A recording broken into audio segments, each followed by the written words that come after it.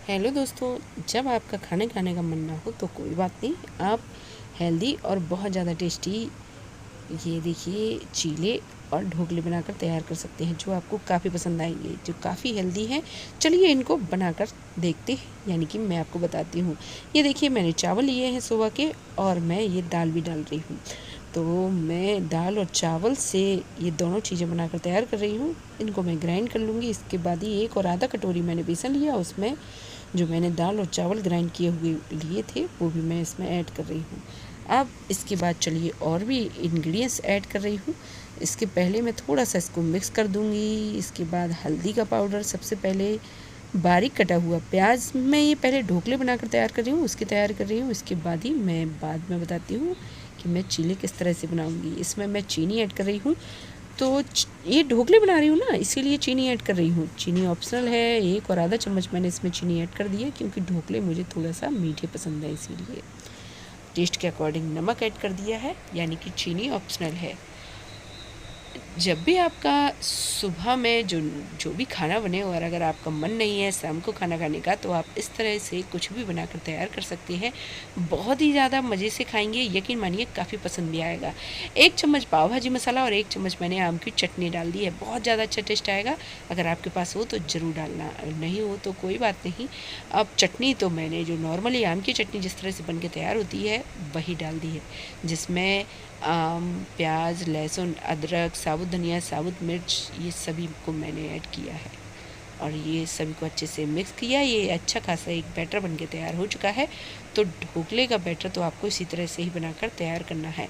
अब मैंने ये कुछ कटोरियाँ ली हैं, तो आप किसी भी साइज़ के या कोई सी भी शेप की ले सकती हैं। मेरे पास ये अवेलेबल थी, तो मैंने ये कटोरियाँ ले ली हैं। इनमें मैं घी लगा रही हूँ, आपको तेल नहीं घी ही लगाना है, इस बात का ध्यान दें। सभी में मैंने घी लगा दिया है। इसके बाद अब मैं थोड़ा सा ऊपर से हरा धनिया डाल रही हूँ, और इसके बाद ही मैं इसमें थोड़ा सा सोडा डालूँगी, आधा चम्मच से थोड़ा सा कम ही।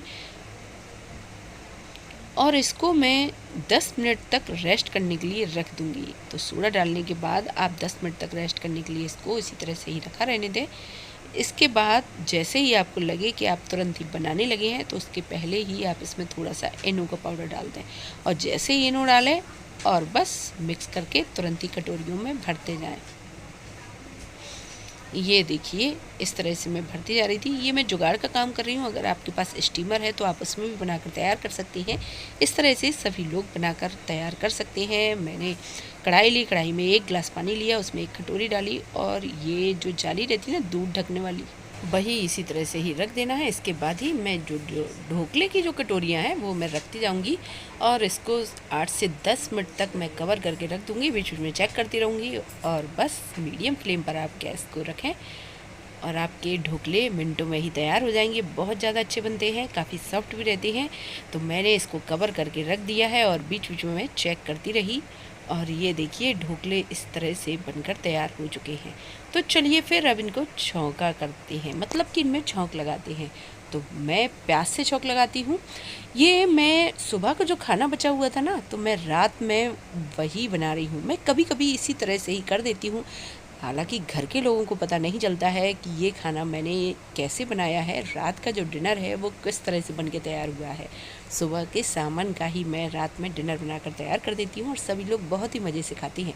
क्योंकि रोज़ रोज़ अगर आप वही खाना खा के बोर हो जाती हैं, तो इस तरह से कुछ नया ट्राई करते रहें।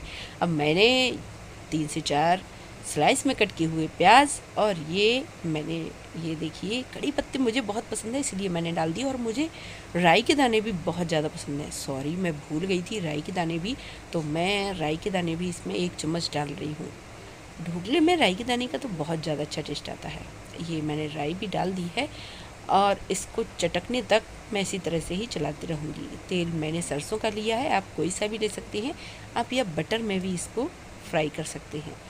थोड़ी देर चलाने के बाद ही ये देखिए, जैसे ही ये ढोकले थोड़े ठंडे होंगे अपने आप ही निकलने लगेंगे।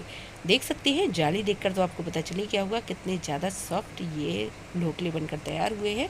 अब मैं धीरे धीरे करके सारे ढोकले इसमें डाल दूँगी, और इनको क्रिस्पी होने तक आपको इसी तरह से ही इसके साथ फ्राई करते जाना है।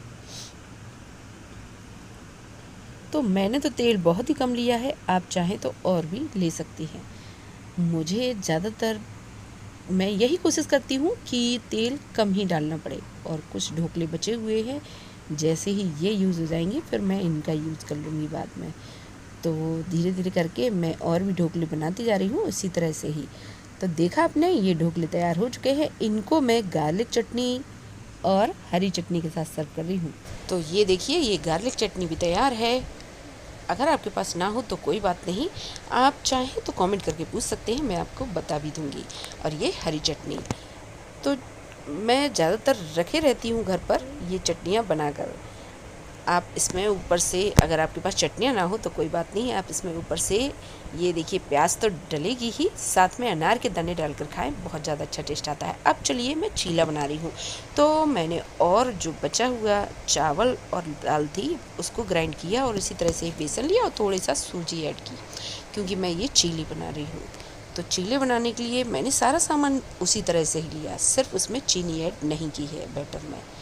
अब ये देखिए, पैन में मैंने 1 ही चम्मच घी डाला। इसमें मैंने घी ही डाला है, आप चाहें तो तेल या बटर कुछ भी ले सकती हैं।